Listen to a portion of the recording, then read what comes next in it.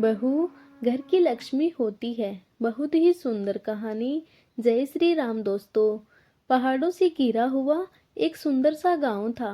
इसी गांव के एक कोने में रहती थी गुंजा।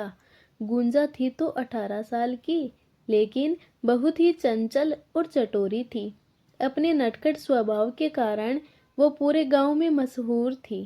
गुंजा कभी खेतों में आम तोड़ती और किसी के घर की रसोई से खुशबू उठे तो झट दौड़ जाती। अरे अम्मा, क्या बना रहे हो, जरा चखवा दो ना। वो अम्मा कहती, अरे बिटिया, तू तो पक्की चटोरी है रे। शादी के बाद ससुराल में तेरे जैसे को कौन संभालेगा। गुंजा हंसते हुए कहती, अरे अम्मा, जिस घर में जाऊंगी वहां का सारा स्वाद ही बदल दूंगी। बस एक बार चौका संभाल लूं, फिर देखना।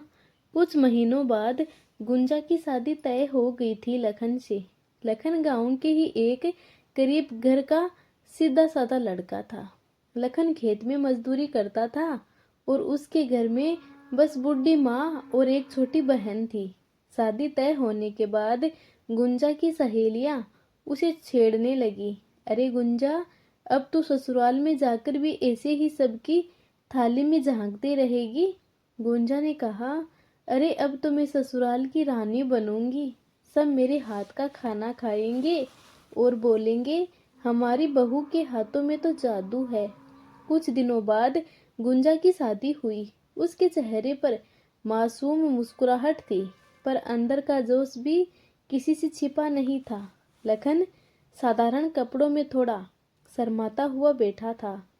कोई ठाठ नहीं, बस सादगी।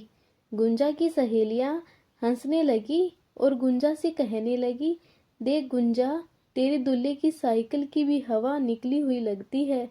गुंजा हंसते हुए बोली, कोई बात नहीं रे, मैं ही हवा भर दूंगी। बस प्यार से निभाए वो, बाकी सब मैं कर लूंगी। गुंजा को सबने विदा के वक्त बहुत समझाया, बिटिया, गरीब घर है पर लोग भले हैं, अपनी चटकरी को जरा संभल के रखना। गुंजा बोली, हाँ माँ, पर अगर किसी दिन बेस्वाद दाल बन गई तो मैं थोड़ा मिर्च डाल दूंगी।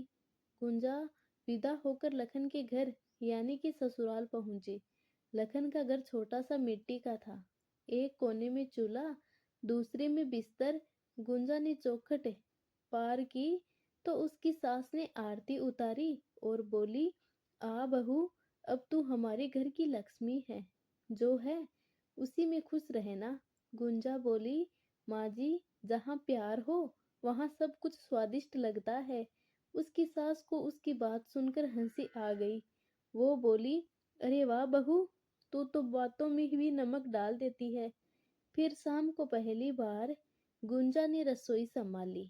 घर में बस एक मुट्ठी चावल, थोड़ा सा आटा और कुछ सब्जियां थी। लखन ने संकोच में कहा, गुंजा, आज बस सादी खिचड़ी बना लो, घर में ज्यादा कुछ नहीं है। गुंजा बोली, अजी, स्वाद ज्यादा चीजों से नहीं, मन से बनता है।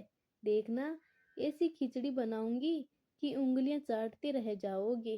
वो चूल्हे के पास बैठी, थोड़ा तेल डाला, प्याज तली, फिर दाल और चावल और हल्का सा हींग डाला। सुगंध पूरे घर में फैल गई। गुंजा की ननद बोलने लगी, भाभी, ये तो बहुत अच्छी खुशबू आ रही है। गुंजा मुस्कुराते हुए बोली, कहा था ना बहू, आई है तो खुशबू भी साथ लाई है। रात को जब सब सो गए, गुंजा और लखन बैठे थे। लखन बोला, गुंजा, तुम तो सबको हंसा देती हो, लेकिन ये गरीबी डर नहीं लगता। गुंजा बोली, गरीबी से डरती नहीं जी, बस बेरुखी से डरती हूँ। अगर पति का साथ हो तो मिट्टी भी महक उठेगी। लखन उसकी बातों से बहुत प्रभावित हुआ। तुम तो सच में सबसे अलग हो। गुंजा बोली, और आप भी वैसे ही निकले जैसे मैं चाहती थी, सच्चे और मीठे। अगले दिन गांव की औरतें गुंजा को देखने आई। नई बहू कैसी है, सुनते हैं बहुत बातूनी है। गुंजा की सास ने कहा, बातूनी तो है पर काम में तेज भी है। गुंजा हंसते हुए सबके लिए गुड़ और पानी ले आई। एक औरत ने पूछा, बहू, तेरे मायके में क्या क्या पकता था? गुंजा बोली, अरे चाची जी, जो भी पकता था मैं सबकी थाली में झांक के देख लेती थी, फिर थोड़ा स्वाद बढ़ा देती थी। सब हंस पड़ी। शाम को गुंजा ने नया प्रयोग किया। थोड़ा सा बेसन लिया, कुछ प्याज और मिट्टी के चूल्हे पर छोटे छोटे पकोड़े बना दिए।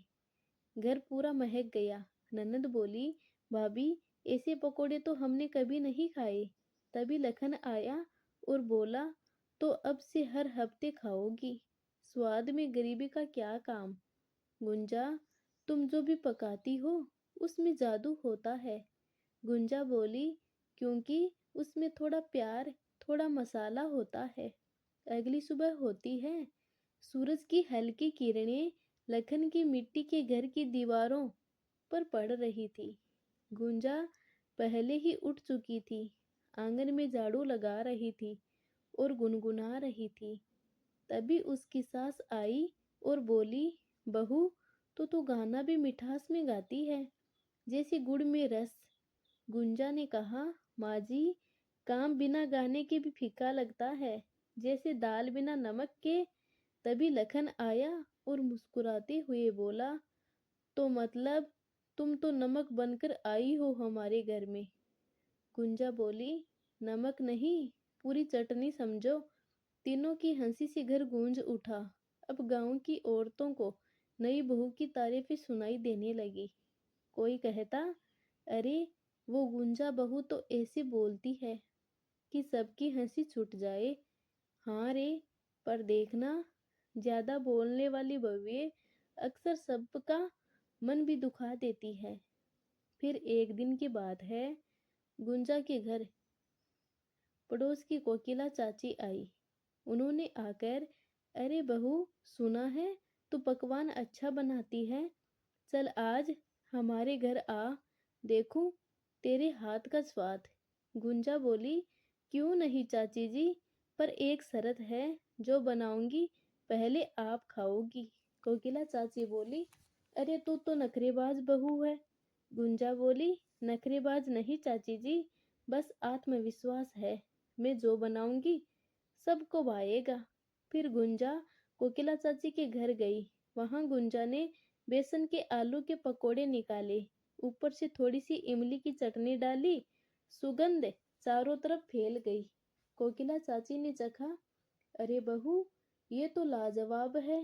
गुंजा ने कहा, देखा ना चाची जी, अगर मन में प्रेम हो तो बेसन भी पकवान बन जाता है। गांव की बाकी औरतें भी चखने लगी। सबने तारीफ की, पर वही खड़ी एक औरत बोली, हम स्वाद तो ठीक है, पर बहू का मुंह ज्यादा चलता है। आजकल की लड़कियां काम से ज्यादा बात करती है। गुंजा हंसते हुए बोली, अगर बातों से किसी के चेहरे पर मुस्कान आ जाए तो मुंह चलाना बुरा नहीं। सभी औरतें हंस पड़ी। वो औरत मुंह बनाकर चली गई। अब गांव में जलन की हवा धीरे धीरे फैलने लगी। गुंजा की चर्चा हर ओर होने लगी। गांव के लोग कहते, लखन की बहू तो घर में खुशियां भरती है, पर कुछ औरतें जलने लगी। देखो ना, आई तो गरीब घर में, पर चाल तो जैसे ठकुराइन की। दिन भर गुनगुनाती रहती है। फिर बरसात का मौसम आया। आसमान पर बादल घेरे थे और बिजली बार बार चमक रही थी। लखन खेत पर खड़ा था और उसके पैरों के नीचे से मिट्टी बह रही थी। उसके चेहरे पर बेचैनी थी। गुंजा दूर से दौड़ती आई, क्या हुआ जी? लखन बोला, देखो ना गुंजा, सारा पानी खेत में घुस गया। धान की पूरी फसल बर्बाद हो गई। गुंजा ने लखन को संभालते हुए कहा, अजी, फसल तो फिर से उग सकती है, पर हिम्मत अगर सूख गई तो कुछ नहीं बचेगा। लखन बोला, तो अब क्या करेंगे गुंजा? घर में दाना भी नहीं बचा, खेत डूब गया। गुंजा ने कहा, हमारे हाथ अभी सूखे नहीं है जी। जब तक मेहनत बाकी है तब तक उम्मीद जिंदा है। फिर रात हुई। गुंजा चूल्हे के पास बैठी थी। गुंजा ने अपनी सास से कहा, माँ जी, खेत तो डूब गया है, पर घर के पीछे का जो आंगन है ना, वहाँ थोड़ी जमीन तो सूखी है। उसकी सास बोली, हाँ बेटा, पर उसमें क्या होगा?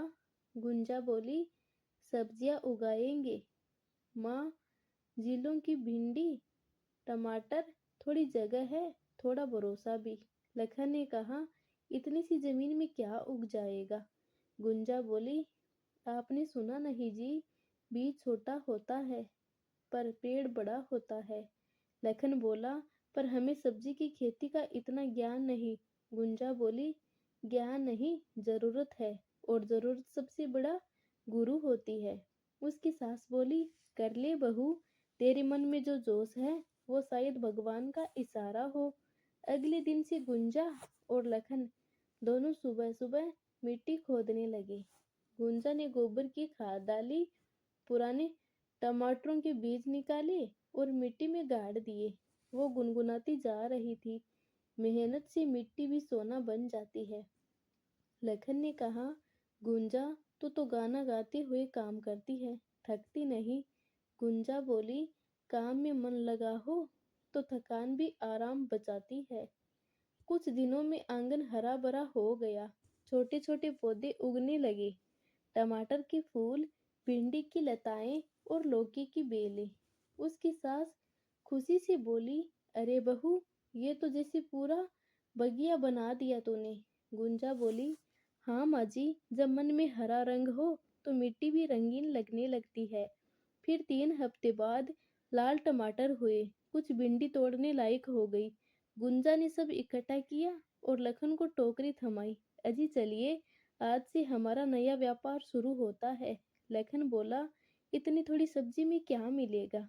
गुंजा मुस्कुराते हुए बोली, कमाई नहीं, शुरुआत बड़ी होती है। चलिए, बाजार में मुस्कान भी साथ ले चलिए। लखन गांव के बाजार पहुंचा। लोग उसकी सब्जियों की टोकरी को देखकर बोले, अरे लखन, तू भी सब्जी बेचने आया है? लखन ने कहा, हाँ भैया, घर की उगाई है, अपनी बीवी के हाथों की मेहनत। गांव वाले ने कहा, इतने ताजे टमाटर तो किसी के खेत में नहीं दिखे। लखन बोला, क्योंकि उन्हें उगाया है मेरे घर की लक्ष्मी ने। फिर लोगों ने धीरे धीरे खरीदना शुरू किया। पहले दिन थोड़ी ही सब्जी बिकी, पर सबकी तारीफ मिली। लखन घर लौटा और बोला, गुंजा, तुम सही थी, लोग ताजेपन का स्वाद पहचानते हैं। गुंजा बोली, अब अगले हफ्ते ज्यादा सब्जी तोड़ेंगे। कुछ ही हफ्तों में पौधे खूब फल देने लगे। हर सुबह लखन और गुंजा आंगन से टोकरी भरकर निकलते, कभी भिंडी, कभी टमाटर, कभी लौकी। घर खुशबू से महक उठा। गुंजा की सास बोली, बहू, अब तो हमारे घर में हरियाली ही हरियाली है। गुंजा बोली, माँ जी, देखिए ना, ये मिट्टी हमसे कह रही है, धन्यवाद, तुमने मुझसे उम्मीद रखी। तभी लखन आया और कहने लगा, लोग अब से मुझसे सब्जी मांगने आते हैं। पहले जो कहते थे कि ये गरीब है, अब बोलते हैं लखन के घर की सब्जी सबसे बढ़िया है। फिर एक दिन बाजार में सब्जियां इतनी बिकी कि लखन के पास नोटों की गड्डी हो गई। वो घर लौटा और गुंजा के हाथ में पैसे रखे। ये लो गुंजा, तेरी मेहनत का फल। गुंजा ने कहा, मेहनत का फल नहीं जी, ये तो हमारी मिट्टी का आशीर्वाद है। गुंजा की सास बहुत खुश हुई और गुंजा के सर पर हाथ रखकर बोली, अब तो लग रहा है तू बहू नहीं, लक्ष्मी का अवतार है। गुंजा बोली, अब तो हम और भी सब्जी लगाएंगे और शायद छोटा सा ठेला भी खरीद ले। तभी नेहा ने कहा, भाभी, अब तो आप जैसे अच्छे कपड़े पहनती हैं, वैसे ही हमें भी सिलवा दो। गुंजा बोली, अरे हाँ, अब घर में खुशहाली आई है तो रंग भी बदलेंगे। एक दिन गुंजा ने आलू के पराठे और टमाटर की चटनी बनाई। गुंजा की सास ने खाते हुए कहा, अरे वाह बहू, ये तो बहुत ही स्वादिष्ट खाना है। और हाँ, मेरी बहू चटोरी के साथ साथ बहुत बुद्धिमान भी है। तूने हमारे घर की परिस्थिति ही बदल दी मेरी बेटी। अब तो लगता है जैसे हमारा घर गरीबों का नहीं, मेहनती लोगों का महल है। गुंजा बोली, गरीबी बुराई नहीं, आलस बुराई है। जिसने काम करना सीख लिया वो कभी खाली पेट नहीं सोता। अब गांव के लोग भी गुंजा के आंगन की खेती देखने आने लगे। जो पहले कभी उसका मजाक उड़ाया करते थे, वह खुश होकर बोले, बहू, तूने तो सच में चमत्कार कर दिया। हम तो सोचते थे तू बस बोलती है, पर तूने कर दिखाया। गुंजा ने कहा, बोलना आसान होता है, पर जब बोल में भरोसा हो तो वह कर्म बन जाता है। तभी गांव के मुखिया भी पहुंचे और गुंजा से बोले, गुंजा बेटी, अब तू बाकी औरतों को भी ये खेती सिखा, ताकि गांव की और औरतें भी आत्मनिर्भर बन। गुंजा ने कहा, जरूर मुखिया जी, अब हर घर आंगन में हरियाली उगेगी। शाम ठहर रही थी। गुंजा बेटी टोकरी में सब्जियां सजा रही थी। लखन आया, उसके पास बैठ गया। गुंजा, जब तू इस घर में आई थी, हमारे पास कुछ नहीं था। गुंजा बोली, आज हमारे पास मेहनत का सुख है जी। सुख चीजों से नहीं आता, साथ से आता है। आपने साथ दिया, मिट्टी ने साथ दिया, अब घर में खुशबू बस गई है। लखन ने कहा, और उस खुशबू का नाम है गुंजा। अब ये गुंजा हर घर में खिलेगी, मिट्टी की मेहनत और मुस्कान की। जिस घर की बहू हिम्मत वाली हो, वहां मिट्टी भी रोटी बन जाती है और पसीना वरदान। गुंजा ने साबित किया कि गरीबी किस्मत नहीं, मेहनत की परीक्षा होती है। वह न सिर्फ अपने घर की, बल्कि पूरे गांव की प्रेरणा बन गई। अब हर घर के आंगन में सब्जियां उगती और हर रसोई में खुशबू बसती। बरसात खत्म हो चुकी थी, आसमान नीला था, खेतों में हरियाली फैली हुई थी। गुंजा और लखन की सब्जियों का व्यापार अब पूरे इलाके में नाम कमा चुका था। हर हफ्ते लोग कहते, लखन और गुंजा की सब्जी सबसे ताजी, सबसे स्वादिष्ट होती है। रात को लखन गुंजा से कहने लगा, गुंजा, तूने तो हमारे घर को पूरा बदल दिया। अब लोग हमें सब्जी वाले लखन नहीं, किसान लखन कहते हैं। गुंजा ने कहा, नाम बदलना आसान नहीं होता जी, जब तक इंसान खुद को नहीं बदलता। फिर एक दिन शाम को गुंजा आंगन में बैठी हिसाब लिख रही थी। लखन बोला, इतने पैसे, अब क्या करेगी? गुंजा ने कहा, ट्रैक्टर खरीदेंगे। लखन चौंक कर बोला, ट्रैक्टर? वो तो बड़े बड़े किसान रखते हैं। गुंजा बोली, अब हम भी बड़े बनेंगे जी, मेहनत से, ना कि शान से। जब तक दूसरों से खेत जोतवाएंगे, मुनाफा अधूरा रहेगा। अब अपने खेत की मिट्टी खुद पलटेंगे। गुंजा की सास बोली, बहू, अगर तू ठान लेती है तो भगवान भी साथ देते हैं। कुछ महीनों बाद गुंजा ट्रैक्टर लेकर गांव में आई।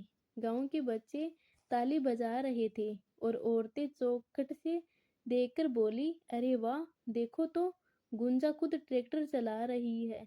अब सुबह होते ही गुंजा ट्रैक्टर लेकर खेत जाती। धूप में उसके माथे पर पसीना चमकता और होठों पर मुस्कान रहती। लखन खेत की मेड़ पर खड़ा हो देखता और गर्व से मुस्कुराता। अरे मेरी गुंजा, तू तो पूरे गांव की मिसाल बन गई। गुंजा कहने लगी, जी, अब औरत हल चला सकती है तो ट्रैक्टर क्यों नहीं? पहले लोग कहते थे बहू घर संभालती है, अब कहते हैं बहू खेत संभालती है। एक दिन लखन का पड़ोसी राजू आया और गुंजा से बोला, गुंजा भाभी, मेरा खेत सूखा पड़ा है, बैल भी बीमार है, क्या आप थोड़ा मदद कर सकती हैं? गुंजा बोली, क्यों नहीं राजू भैया, ट्रैक्टर मेरा है, खेत आपका, पर मेहनत हमारी दोनों की। वो खुद ट्रैक्टर लेकर राजू के खेत पहुंची और जोताई शुरू कर दी। राजू की पत्नी आंसू पोंछती हुई बोली, गुंजा भाभी, आप जैसी औरत भगवान ही भेजते हैं। गुंजा बोली, नहीं भाभी, भगवान सबको हाथ देते हैं, बस मेहनत से उन्हें काम में लाना पड़ता है।